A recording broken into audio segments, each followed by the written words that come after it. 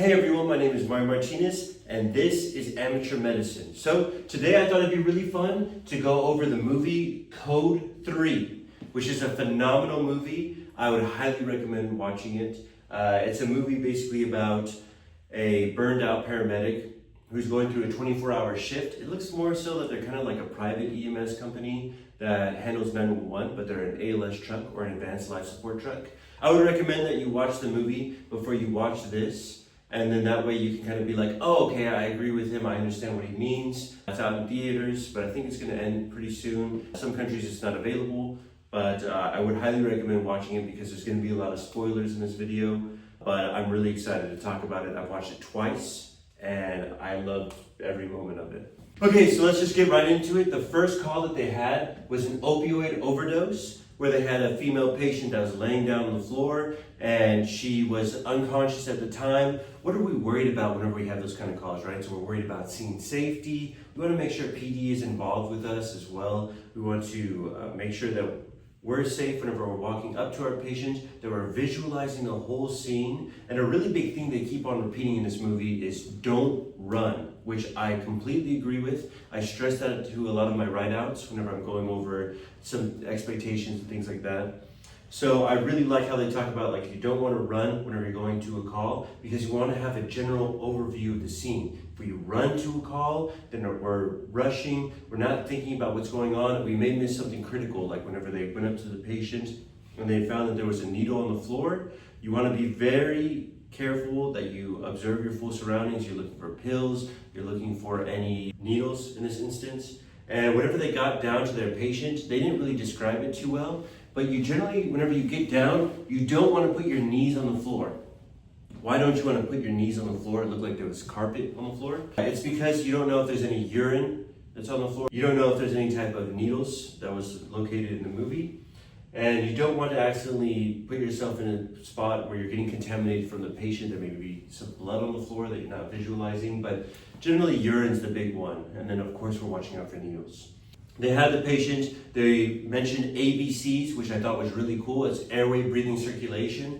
We generally want to pay attention to that whenever we initially have our patient on just about every single call. So whenever we first go up to a scene, we do BSIs by scene safe, and they did mention that in the movie. So body substance isolation, by putting on my gloves, is the scene safe, the scene safe? Go ahead. And they weren't really too big on scene safety during the entire movie, which is a little odd. I think that it's more so for movie purposes. I would hope that anyone that's participating in EMS calls or 911 calls takes a better care of scene safety or making sure that PD clears us before we get on the scene. So you want to do BSIs by scene safe. We go up to our patient. One of the first things that we're going to do is we're going to assess their LOC or the level of consciousness. This female was unconscious on the floor, and we're worried about airway, breathing, circulation. She was breathing okay, at least. They didn't start CPR on her, so I imagine that she was breathing okay, that she had a decent pulse. They moved her to the back of the unit, and then they set up an IV, and they started administering Narcan. Another great part of this was whenever they're administering Narcan, you're supposed to administer it slowly, so that way you can kind of help your patient breathe better, but you're also not trying to slam it to the point where they wake up abruptly. It causes a rushing sensation, it can cause projectile vomiting. We're really only worried about their airway. I liked how they visualized the pupils before they administered the medication, because if we have something like Narcan, what are we looking for? We're looking at their pupils, and if I had two different sets of pupils here, what type of pupils am I looking for? Am I looking for constricted pupils or am I looking for dilated pupils? What I'd be looking for is constricted pupils or peppercorn pupils. So he's looking inside the patient's eyes, right? And he's trying to visualize, hey, are they potentially going through an opioid overdose? Do they have constricted pupils? They did, so he went ahead and administered Narcan. The only time I'm really considering administering Narcan is first off, if I want to visualize, if I see any changes in my patient, if I see that the mental status is starting to recover, then I can let the ER staff know, hey, the patient did respond to Narcan, which really helps with the treatment plan. Another thing is if I'm worried about respirations. If I'm worried if they're not breathing properly or if they're going to potentially vomit, then I can administer a little bit of Narcan, just enough to wake them up. If they took a large amount of opioids, they may need a large amount of Narcan, right? So instead of like 2 milligrams, maybe I'm considering 4, maybe 6 milligrams. And we can administer that medication generally via IV, which is a great way to administer it. We can also consider administering it intranasally. And there's a couple other routes as well. So whenever they did that, they accidentally slammed it. The patient afterwards projectile vomited, which is something that we'd expect. So we kind of want to step away, be wary of the patient. We can also consider administering Zofran, just depending on our patient's needs and whatever they're initially complaining about. So another huge thing that they mentioned in this movie twice, which I thought was fantastic. They did such a good job with this movie, guys. The student went up to the patient and he said, "It's gonna be all right, ma'am. We won't let you die." And the paramedic quickly said, "Hey, we don't ever say that on calls. Don't ever say that again." He's completely right. It's wrong to give patients false hope. We don't know what's gonna end up happening during any 911 call or any EMS call. So him saying that, phenomenal. Beautiful job. What's the actor's name? It's Ryan Wilson. I wrote it down. I usually don't memorize actors' names, but he did such a phenomenal job portraying like a paramedic, even if it's kind of like a burnt out one. But he's absolutely right. We never tell that to patients. And later on in the movie, he does mention it again, and he actually does it himself. But I think in that one instance, I probably would have folded and done the same thing. So I thought it was just a beautiful portrayal. A big thing, whenever they had the patient, imagine if I'm laying down on a stretcher right now.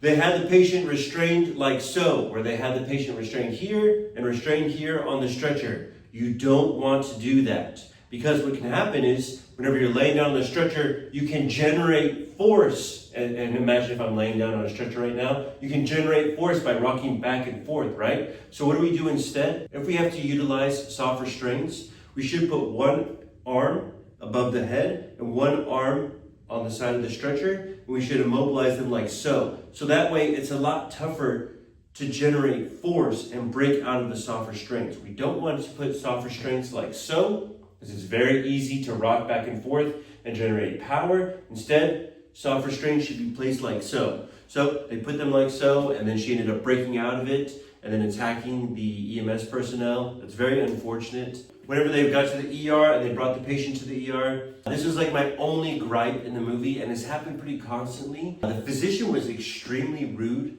to the paramedics whenever they brought him in. He wasn't really listening to the report or anything. Although the paramedic was really rude in the movie as well, so maybe it's kind of because of that nature. I found it to be very unrealistic. Every physician that I've worked with at either like Spawn Shoreline, Spawn South, at Driscoll ER, at Bay Area, at Doctors Regional, Northwest ER, which are just some of the ERs that I work with as far as the area that I'm in. Every physician has always treated me with a great level of decency. They've always at least listened to my report and then worked from there. I've never once had a physician who is obviously disrespectful whenever I'm trying to pass off my report to them. Of course, I try to gather a lot of useful information to try to assist them with their process, but I found that that's very unrealistic. A physician generally is always going to treat you pretty well. Same with the nursing staff, or not with the nursing staff, but the RNs in the ER. I find that they all are generally pretty agreeable. It's really rare to have an RN give you any trouble, and they didn't really portray RNs too much in this movie. Just in general, ER staff, they work really well with you as long as you know what you're talking about and know what you're doing. And I felt like the paramedic, even though he was burnt out, was really competent. So I found that to be pretty unrealistic, but he was really rude in the movie, so maybe that's why they were acting that way. That's the only part of the movie that I didn't really appreciate. Okay, so they showed the salaries for the different ER staff. So they show like the salaries for the physician, for the RNs, for the janitorial staff, and then for the paramedics. I love that part of the movie. It is extremely tough working in EMS. They talked about how the really good ones will work up to 5 years in EMS, but besides that, generally people will leave after 1 year. It's really true. And I think it's a really big problem in EMS. The issue is compared to other fields, if you are studying like for EMS and you become like an EMT, an AEMT, a paramedic, it basically caps out at an associate's degree. Unless you want to like teach at a program or something. And even then, you really don't need like a bachelor's or anything. So our cutoff for education is really minimal. And I find it to be very frustrating in our field. Compared to like an RN, You can go for like a nurse practitioner or a doctorate in nursing, where you either get a master's or you get your PhD. And there's definitely a lot of wiggle room in between. But paramedics, again, we cap out in associates, and even then, you don't really need your associates. The only difference is your patch will be like a golden patch if you're a licensed paramedic. I'm a licensed paramedic. What does it even do for me? Nothing. Most of my patches aren't even the golden patch because I just don't care because it doesn't change anything. So I find it very frustrating. But I really enjoyed how they showed the salaries for everybody. I felt like it's a really realistic approach to like saying like, hey, we are getting underpaid and it's very frustrating, but it's just, what else can I really say about it that other people haven't said? I found that the relationship between Randy and Mike was very odd. I didn't really like that much, how Mike would always say that he's the driver. He's like, you heel, I wheel, or something. What a garbage partner during the whole thing. And I understand if they're gonna swap like that, for sure Mike has to be a paramedic. I didn't really see him doing any paramedic things. He did have some pretty good patient skills. But besides that, whenever you have two paramedics on a box, normally what they will do is they'll do a 12-12 where like from 7 a.m. till 7 p.m. I'll be the lead medic, then from 7 p.m. to 7 a.m. we'll swap, and so that way I don't get too stuck up on reports, and then you'll be the lead paramedic.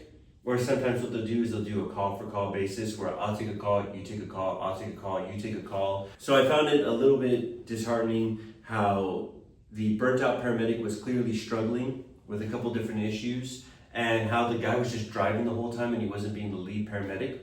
And you could argue and say, well, maybe what they do is you're going to be a paramedic this day, or you're going to be lead, and I'll be lead the next day. But then at the end of the movie, it looked like he was still going to be the lead paramedic, so it seems like the dynamic is a little odd. I didn't really care for Mike too much in that regards, where he was just driving the whole time. I think that's kind of like showing like a lazy side of being like an EMS, because they're both getting paid the same. How does that make any sense? Okay, another big gripe in this movie was the second call, how they had the crazy guy who was out in basically a shirt only. He was naked from the waist down. And how he kept on saying that he was Satan, or like Satan's messenger. I didn't like how they played into the patient's delusions. You shouldn't do that. You should always tell them, hey, what you're saying doesn't make any sense. You're not Satan's messenger or something. You're just a normal person. And then you should be really honest to your patients. Because if you start to play into it, then they start believing that their delusions are real, and it makes things a whole lot worse for them for their long-term health. So for the Satan patient, that's what I'm calling him, and the PTSD patient, we shouldn't play into the delusions. It just makes it worse in the long term, and we should always be honest to them. So I didn't really appreciate that, how they were kind of like playing along with it, how they gave him food. I mean, they know the patient well enough, but you should always treat your patient as if it's like your first encounter, in a sense where you're like, hey, I understand that he only acts this way. I think that what they said is, if he takes his medication but he's hungry, but we don't know if that's what's going on today, we shouldn't be complacent with our patients. We should say, hey, maybe this time it's because he's actually hypoglycemic. Or hey, maybe this time he's potentially suffering from some other like electrolyte imbalance, like maybe his potassium's off or something like along those lines. Maybe he's having some type of metabolic issue that's causing his psychosis. And so I think they did show some complacency where they ended up just giving him food and they're like, I'm not even going to generate a call on this. He should definitely have been further assessed. Okay, in the third call, that's where they yelled out BSI, or BSI is my scene safe, so body substance isolation is my scene safe. It's great practice. They did such a beautiful job where he identified that somebody was in a traffic accident, and he went inside and maintained C-spine precautions, right? So he's holding the patient's neck the whole time, making sure that the patient isn't moving around, potentially causing any other neurological issues or any other type of cervical issues. So I really enjoyed that a lot. I think they did a great portrayal of that. Whenever they put him on a backboard, what they could have done is while the patient was sitting down, they could have slid a backboard in between that and the stretcher and have the patient kind of rotate and lay down I think that would have been a slick way to show like the extrication and put on a C-collar, all those things. Or while he was holding C-spine and they had the extra time during the extrication, somebody could have came in and put a C-collar around the patient while he navigated around it, just to take one less step off of that. Either way, they did a good job. Again, I don't really like how they had the patient on C-spine precautions, then they kind of clipped over it, but they slipped him, they helped him to the ground where they had the backboard at, and then they moved him from there. Instead, what would I do? And I've done this plenty of times before on scene. I would have the patient put him on a C-collar while still maintaining C-spine precautions. These arm rests wouldn't be here, but I would slip a backboard in and kind of nudge him over, so forth, right, while holding C-spine precautions. And then I would kind of rotate him and then lay him down onto the backboard while holding onto everything.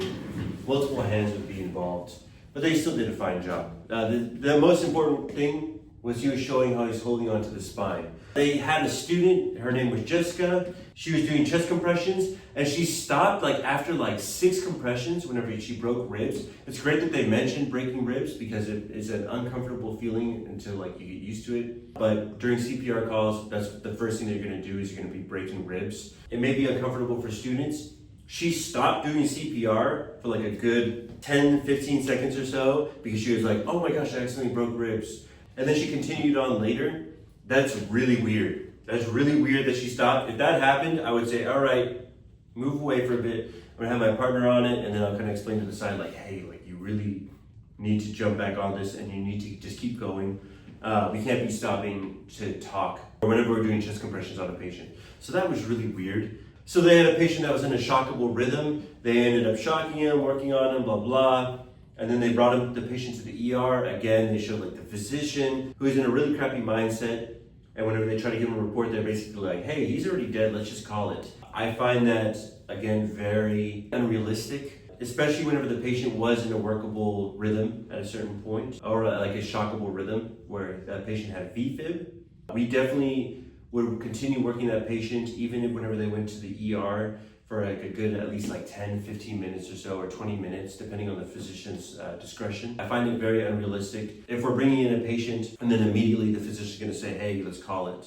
That can happen though. If, for instance, I had an assistantly patient and I brought them into the medic unit, I transported them, let's say it's been about 15, 20 minutes, maybe 30 minutes where I'm doing CPR, and I bring in that patient that's been in assistantly the entire time, okay, then I could see the physician being like, you know what, the patient's been in assistantly with you guys for 30 minutes. I know you guys just brought him here. We're gonna go ahead and do 1 cycle of CPR and probably call it right there. That's more realistic. That's something that I'd expect. The physician in that movie was portrayed in a really negative light. Oh, another thing. He was buying food from vending machines. A lot of hospitals, at least the ones that I've been to, have EMS break rooms where we're able to grab some snacks. Usually the hospital will provide something just for us and it's free to grab. They didn't really show them there. Instead, you had to buy stuff from a vending machine. It's really nice. Spawn Shoreline ER, Bay Area, Doctors Regional, Northwest ER. They all have great snacks, so I love going over to those hospitals. It doesn't change my patient decision-making process, but I like going to those emergency rooms, and then afterwards, whenever I drop off my patient, I get to grab a nice snack, and then I'll head over back to the station. So it's unfortunate that he didn't have options like that, but we definitely do. So I really appreciate that. For the 4th patient, they had a nursing home patient, and I mean, it's really funny. They did a very, very accurate description. The nursing homes I've worked with for the past couple of years have been extremely competent. I don't know what happened, because my first year of EMS or so, I was like, man, there are some really bad nursing homes. But man, these past 3 years, all the nursing homes that I've worked with, the staff is really on top of their game. They've been doing really good on pass-offs, and I feel like their patient care has really, really been nice. So this is just I've had 1 or 2 instances before where I've gone into a nursing home and they have had a patient who's been dead for a while. And so for the call that they had an elderly patient who's been dead for probably 4 or 6 hours or so. They had rigor mortis, right? But they had stiffening of the limbs, so he tried to move the limbs and it was very stiff.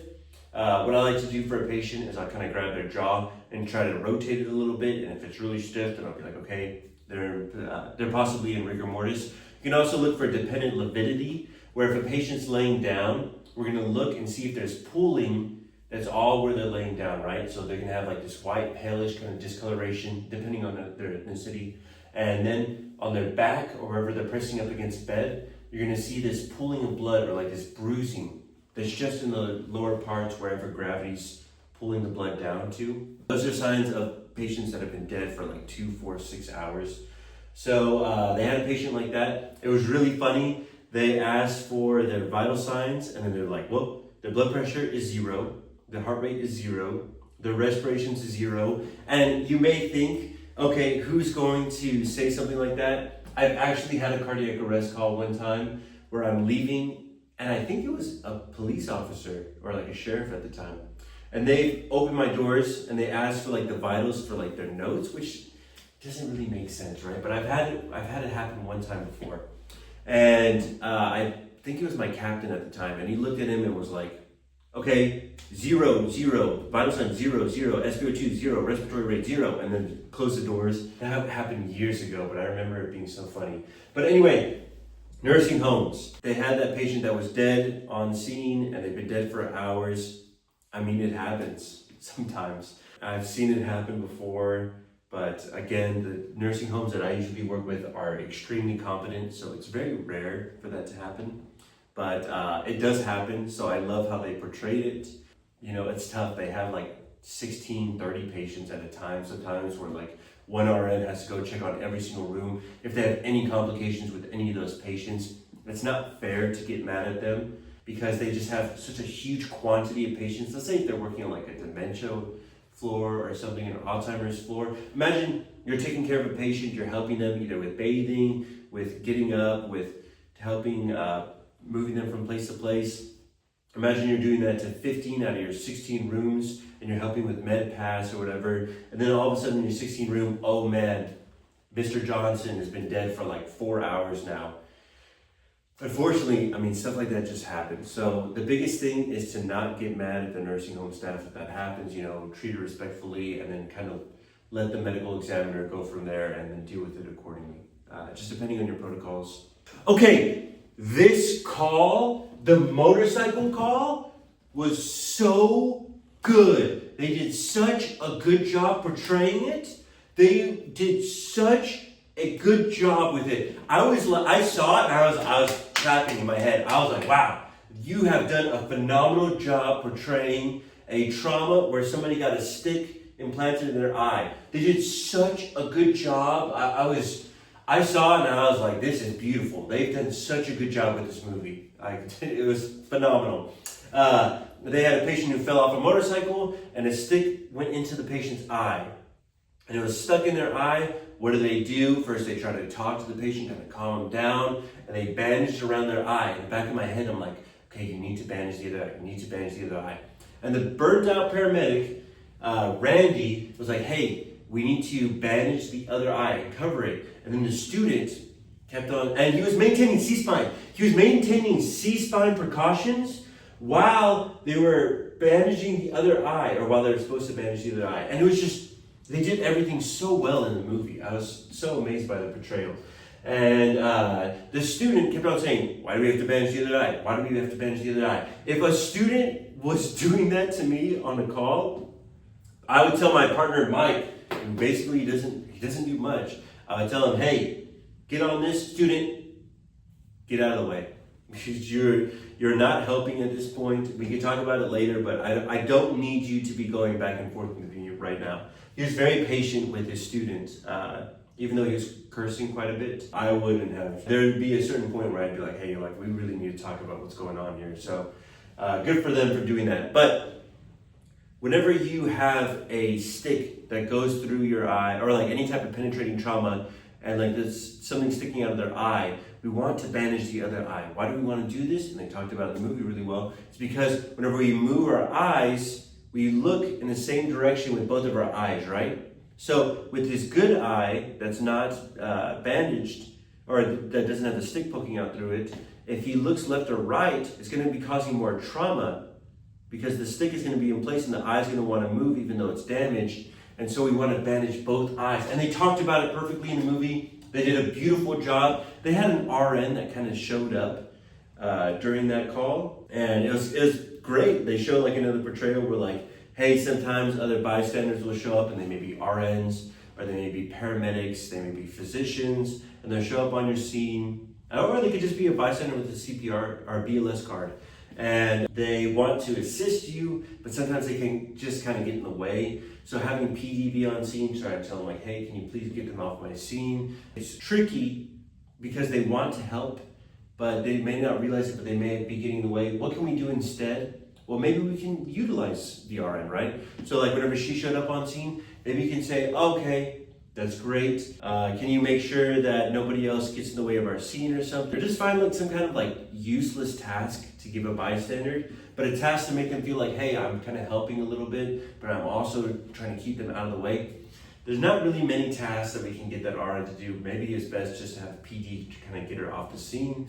But if you can think of like a minute, minimal task for like a bystander when they're trying to help, because they're trying to be a good citizen, it's always good, but honestly, I think it's for the best that they kind of got her off the scene. But it was great that they showed that or displayed that, because it can be kind of tricky on scene. Later on, the student apologized and he forgave her. I think that's really big of him, but I did really enjoy just the portrayal of this overall. The sixth one, they don't really display too much of like scene safety. I understand that they know the patient really well for the Marine PTSD call. I still would have done scene safety. Another big thing that they're worried about, like cops showing up and the lights going off, that all could have been mitigated if they would have called PD in the first place. Maybe they could have even conversed with them on scene and say, hey, they could have talked to the cops and been like, hey, I worked with this patient before, and just letting you know, he's gonna freak out whenever we show up on scene, so turn off your lights, let us kind of handle a little bit of it. We definitely want to encourage scene safety. The worst thing that you can do is show up to a call and then end up getting hurt.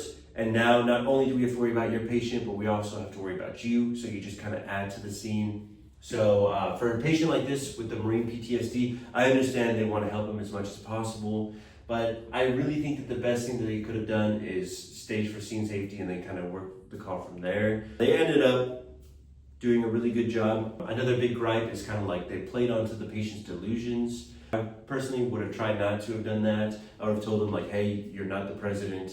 Hey, I don't see the other two people that you're seeing. We really just don't want to play into the patient's delusions, because it just makes it worse for them, right? Because now they're like, I'm not hallucinating. These two people confirmed it. It's just not a good patient care practice to do.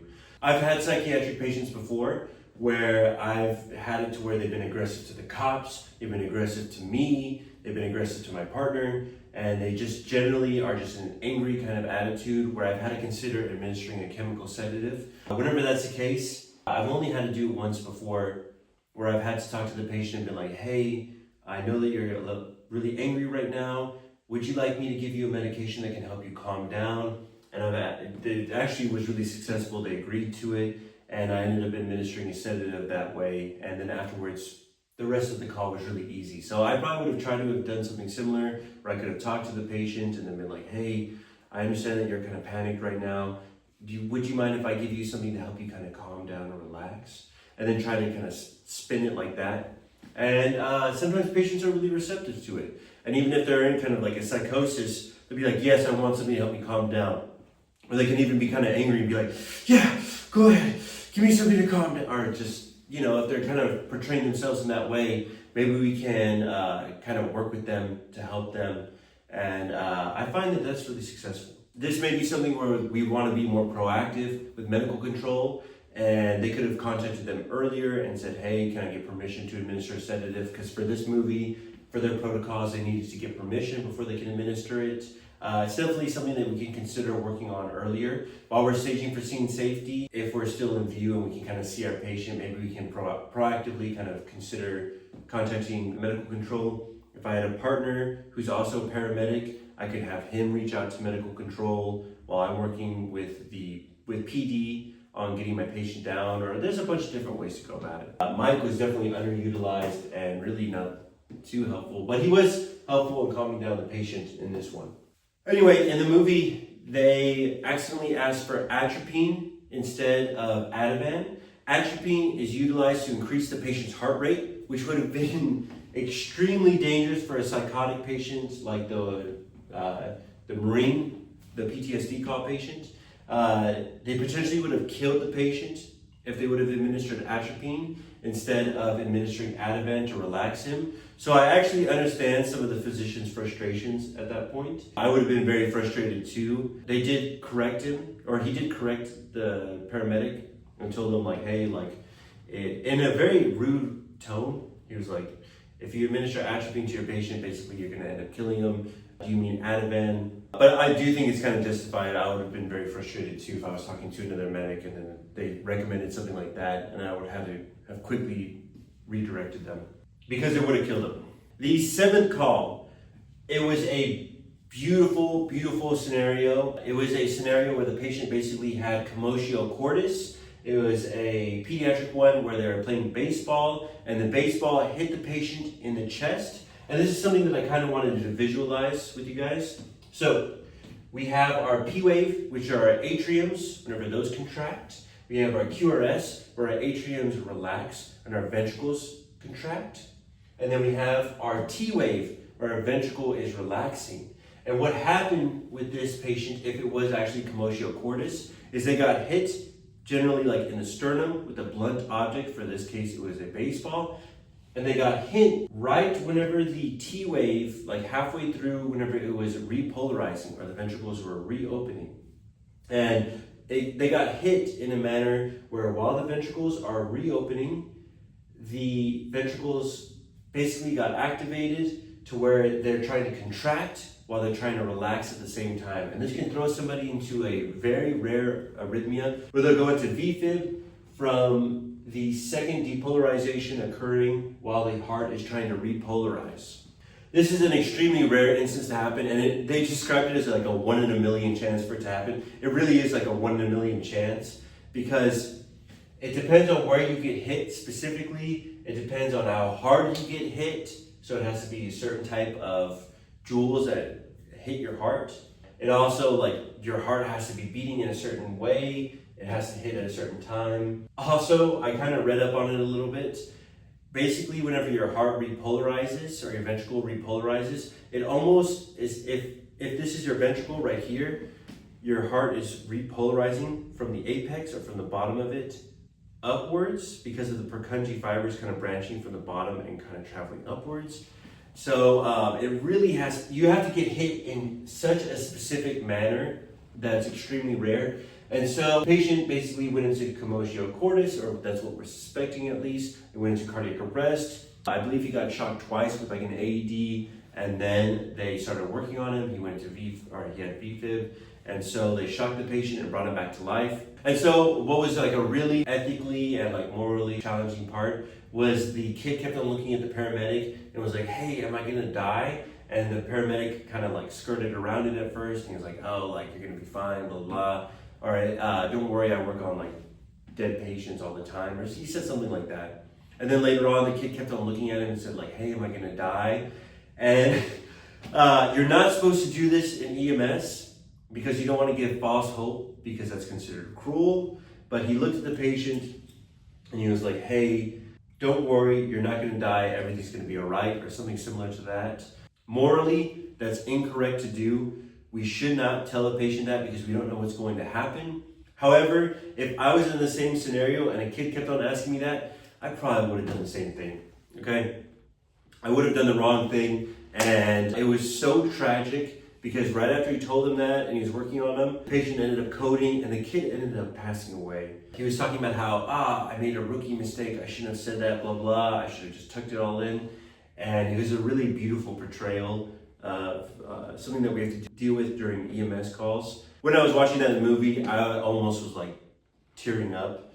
Like it was such like a beautiful moment and like a beautiful portrayal of some of the things that we have to deal with in EMS. He also did a really solid radio report to the hospital.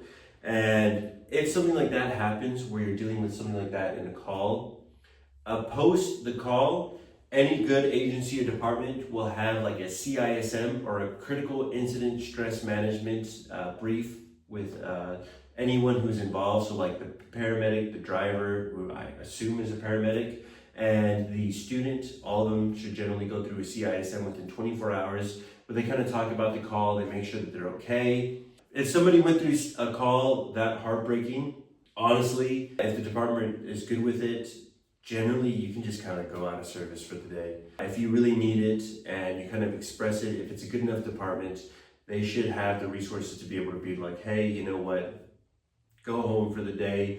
Maybe like if you have like some close coworkers, they may fill in for you for like the rest of the day. Like my department that I work at, they're really good about CISMs and they really push the urgency for it. And I really think a lot of that to like my chief, my fire chief is very big when it comes to mental health.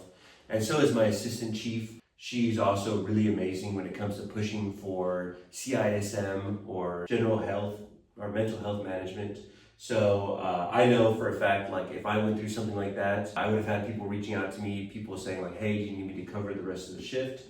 And I probably would have had to have gone home after going through the CISM. It would have been cool if they mentioned that a little bit, but unfortunately it wasn't the case. That's okay.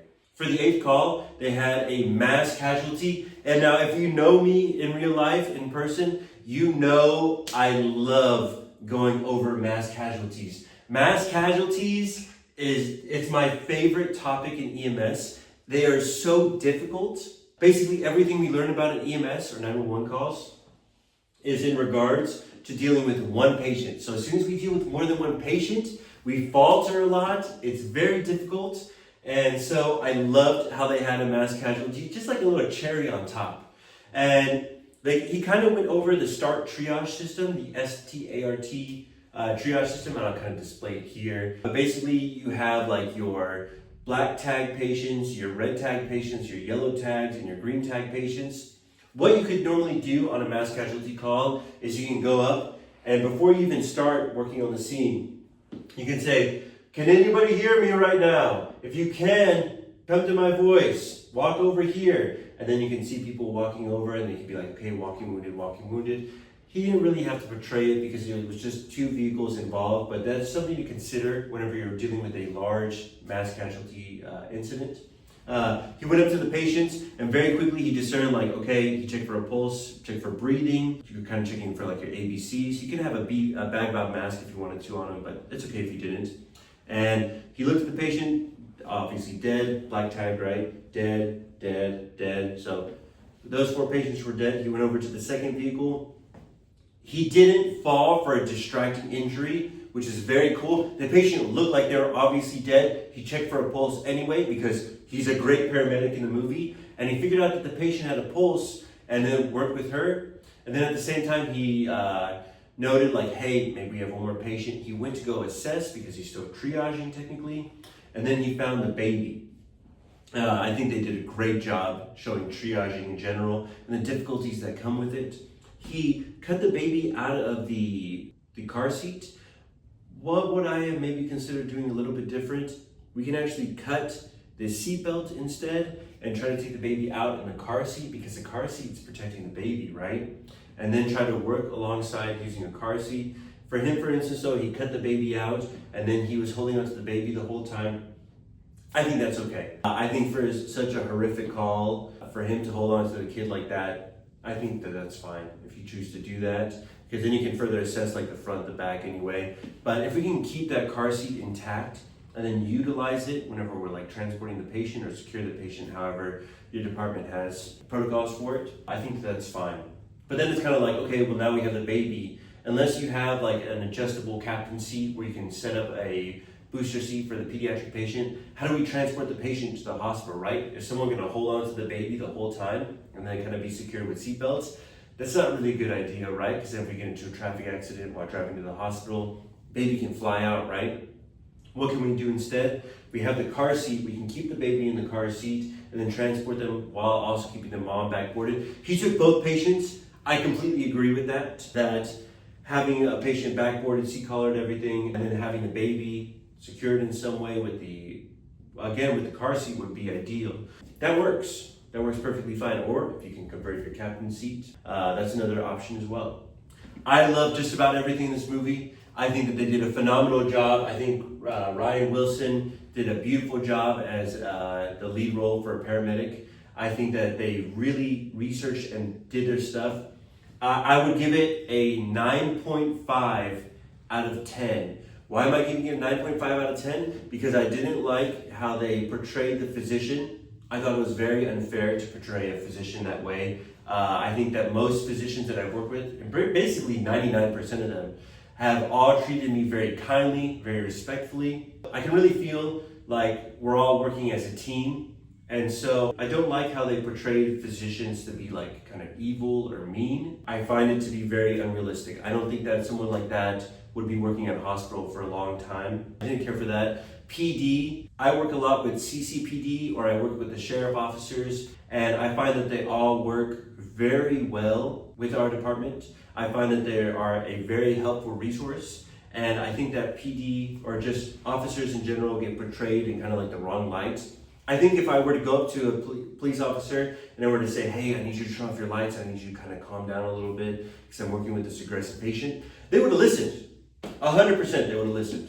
I've maybe only had like one instance where I've had maybe to like argue a little bit with an officer, but 99% of the time they're gonna listen, right? And they generally try to help your patients. So they just have like their own things. Where if they saw that they were becoming aggressive and they were potentially being a threat, if they had to use force, I mean, that's all in their protocols and to their discretion. But I think they did a phenomenal job. I really love the movie. Anyway, guys, that's the end of my review. This took a bit longer than I thought it would. I had a lot of fun talking about it and watching it. I'm a little sick right now, but I figured I don't want to miss out on the opportunity to review it while it's still kind of fresh. If you did like this video, consider liking, commenting, and subscribing. Thank you to all of our channel members. I'll leave you right here.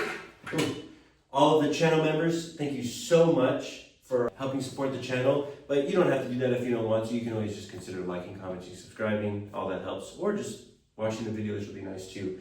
To our Discord members, I love talking to you guys. Sorry that I've been so busy with school and everything, but I really do appreciate all the nice comments. I see them all, even if I don't respond to all of them. But with that being said, guys, I'll see you on the next one.